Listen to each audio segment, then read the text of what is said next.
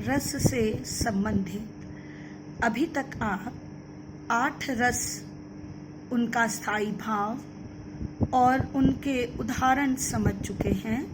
आज 5वें और अंतिम अंक में हम उपस्थित हैं। 9वां रस लेकर, जिसका नाम है अद्भुत रस, जिसका स्थायी भाव होता है विस्मय।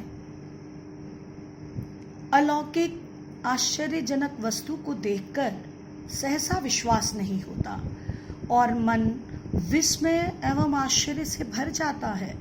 यह विस्मय जब अलौकिक आनंद प्रदान करता है तो वो अद्भुत रस कहलाता है। माता यशोदा का बालक कृष्ण के मुख के भीतर देखकर यह कहना, इस उदाहरण से समझिए अद्भुत रस कैसे उत्पन्न होता है, आश्चर्यजनक घटनाएं कैसे विस्मय से भर देती हैं। अखिल भुवन चर अचर सब, हरि मुख में लखी मात, चकित भई गद गद वचन, बिकसत दृग पुलकात। दूसरा उदाहरण देखें। सुदामा चरित की ये पंक्तियां हैं।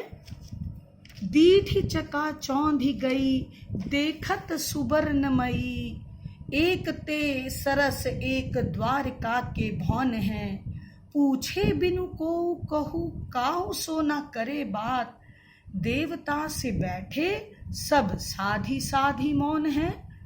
सुदामा को अत्यंत आश्चर्य होता है जब वह देखता है कि चारों तरफ द्वारिका नगरी अत्यंत स्वर्णमयी है। एक से एक बढ़कर द्वारिका के भवन हैं जो सोने से बने हुए हैं। किसी से भी सभी इतने गंभीर हैं कि किसी से कुछ पूछने पर कोई कुछ कहता नहीं। सभी देवता की भांति मौन साध कर बैठे हैं। किस नगरी में आप पहुंचे हैं सुदामा? तो यह इस प्रकार द्वारिका नगरी को देखकर उनके मन में आश्चर्य उत्पन्न होता है। 10वां रस है वात्सल्य रस। वात्सल्य रस बच्चे की बाल सुलभ क्रीड़ाओं को देखकर मन में उसके प्रति उठने वाला स्नेह भाव और आनंद की भावना वात्सल्य रस कहलाती है। यह रस वयस्क स्त्री पुरुषों का, माता पिता का अपने बच्चों के प्रति प्रेम है, गुरुजनों का अपने शिष्यों के प्रति प्रेम है। यह भाव जिसमें वत्सल होता है, यह वात्सल्य रस को जन्म देता है। उदाहरण देखें। शोभित कर नवनीत लिए, घुटुरुन चलत रेणुतन मंडित, मुख दधि लेप किए। सूर की ये पंक्तियां बाल कृष्ण के लिए जो वात्सल्य रस से भरपूर है। एक अन्य उदाहरण देखें। जसोदा हरि पालने झुलावे, हलरावे दुलरावे, मलहावे जोई सोई कछु गावे, मेरो लाल को आउरे निंदरिया, काहू न आए काहे न आन सुलावे। जसोदा हरी पालने झुलावे, हलरावे दुलरावे, मल्हावे जोई सोई कछुगावे, मेरे लाल को आउरे निंदरिया, काहे न आनी सुवावे। माता यशोदा बालक कृष्ण को सुलाना चाहती हैं, पालने में झुलाती हैं, हिलाती हैं, दुलराती हैं और नींद आ जाए इस उपक्रम में वह कुछ कुछ गाती हैं, लेकिन नींद नहीं आती बालक कृष्ण को। तो कहती हैं, अरे मेरे लाल लला की आंखों में निंदिया आओ, आकर तुम सुलाती क्यों नहीं हो। इस प्रकार यह वात्सल्य रस। अब देखें भक्ति रस। भक्ति रस जो अंतिम रस है, जिसका स्थायी भाव देवता विषयक रति या प्रेम है। मीरा की ये पंक्तियां। गिरधारी लला मन चाकर राखो जी, चाकर रहस्यूं बाग लगास्यूं, नित उठ दर्शन पास्यूं, वृंदावन री कुंज गलिन में, गोविंद लीला गास्यूं, गिरधारी लला मन चाकर राखो जी।